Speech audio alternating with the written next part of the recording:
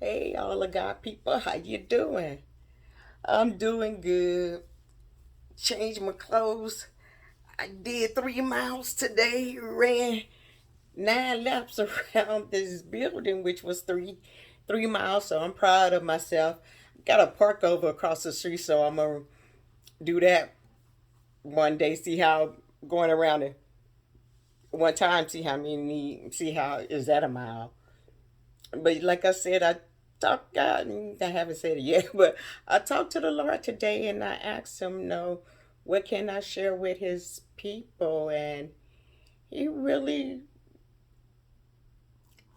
he didn't say nothing. I mean, I prayed and, what can I share with the people today? And what would you like for me to share? And I think I want to share the first time I felt him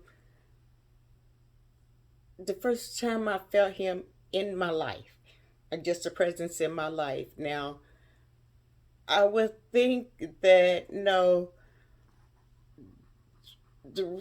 I think the really time I really felt him is my in my life is at my mom's wake. So, my mom passed away, and she had But let me go back. My mom was in a hospital for 3 or 4 days because she had 3 liters. They said she had 3 liters of fluids on her lungs. So yeah, they had to. No, they said she was in bad shape. No, she was actually drowning. Uh, I don't know anything about that. So, but my mom was before she passed away. She was dealing with heart problem. No, she had a heart condition. I don't even know how to say it. It'll come to me, but yeah, she was having heart trouble, and she was on medicine for her heart. She was on nitroglycerin and everything. So she had to go to the hospital, to be checked out and everything. So she was in the hospital, and she wasn't supposed to have salt. So one day I went to visit her, and she asked me could I go and get her a burrito, and could I bring her 2 packages of the salt, the little package of salt that she wanted two of. So I said, yeah, okay, no problem.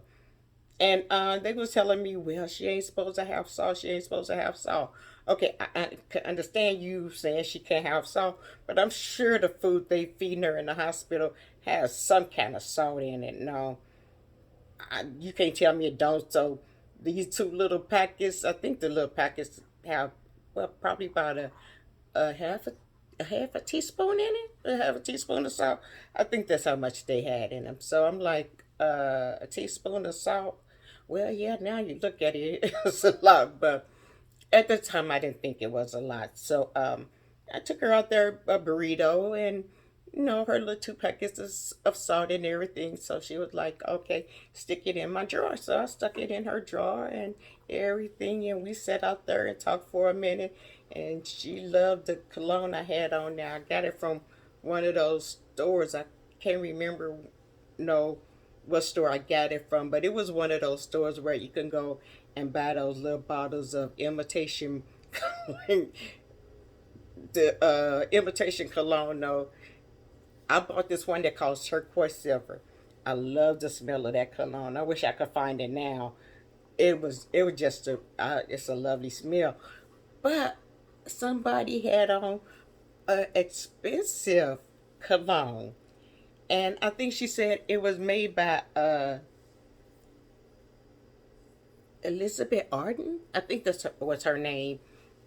And I was like, oh my God, no, I have a smell with the same smell like that. And it was called turquoise silver.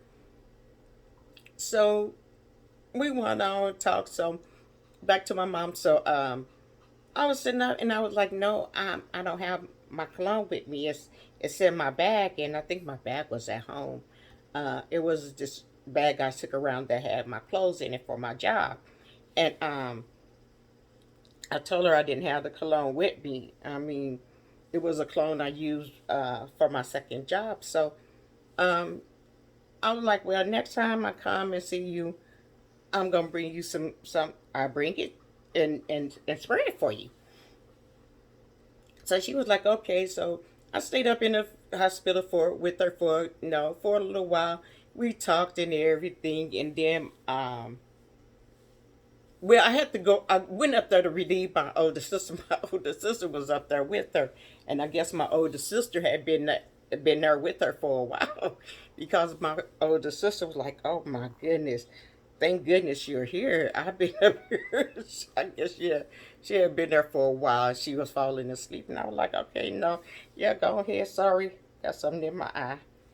I was like, yeah, sorry, go ahead. No, go ahead and go home and get some rest and everything. Yeah, I'm gonna stay up here with her and until it was time for me to leave. So I went up there and I stayed the whole day with my mom. We watched TV, we talked a little bit and everything. So so I told her I'd come and visit you again. I told her I'd come and visit you again tomorrow, but she had got out the hospital. I think it was like a Wednesday she had got out the hospital. So that Wednesday she had got out the hospital, and then every day and went over to her and I was talking to her and everything, and she was talking about how good the sun felt on her stuff. She was sitting outside in the sun and the sun felt good on her face and everything.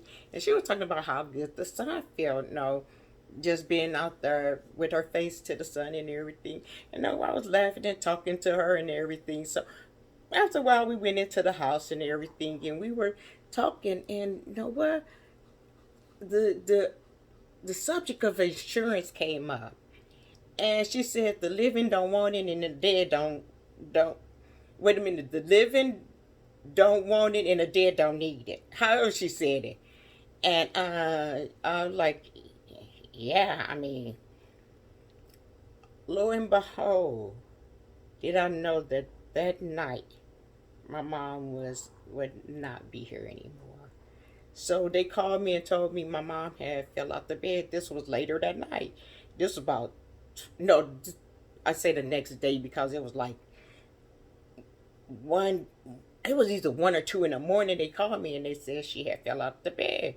I was like, okay, put her back in the bed. And I was like, why would they need the paramedics to come and pick her up? Did she break her leg or something? And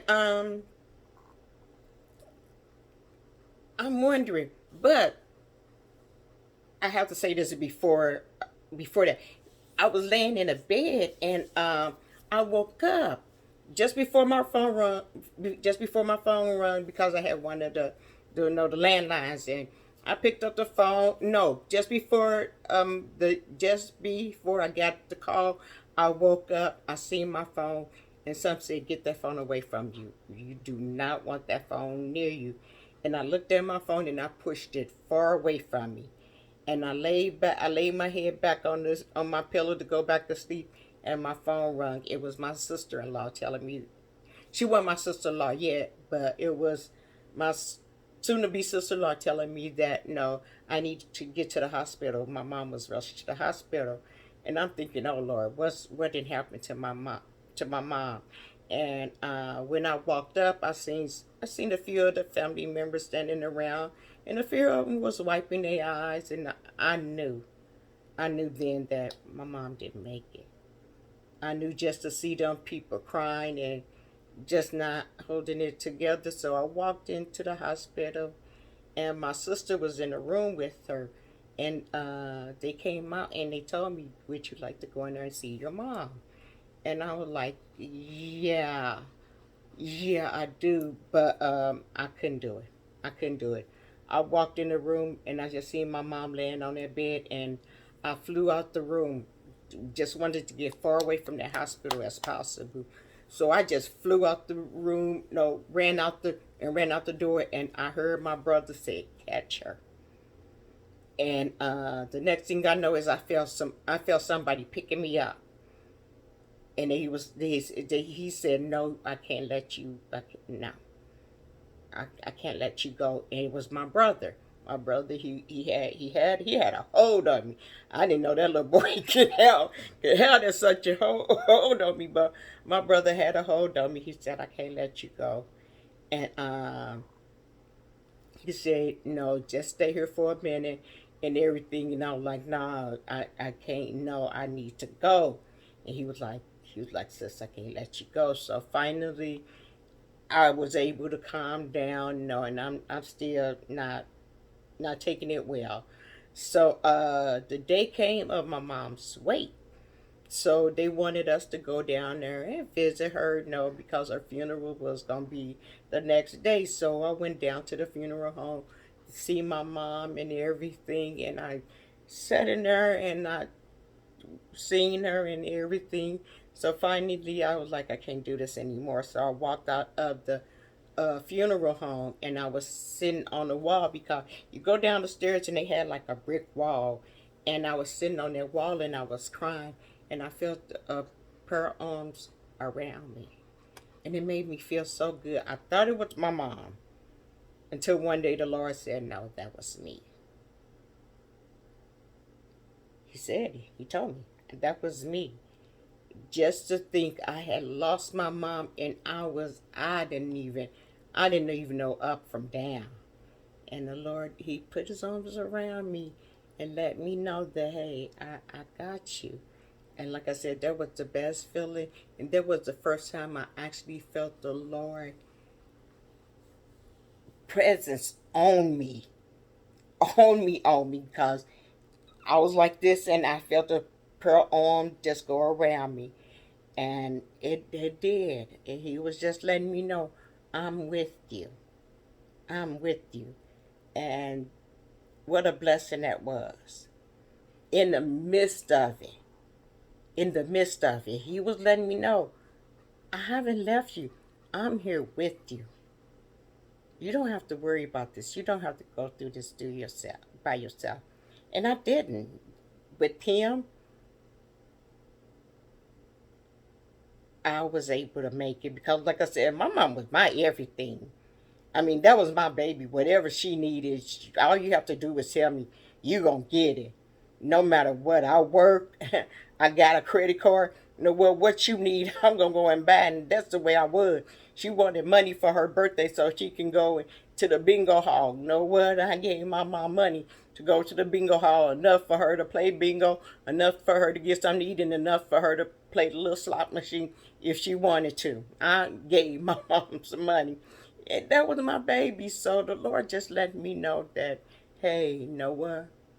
I got you. And that was one of the biggest blessings in my life when He hugged me.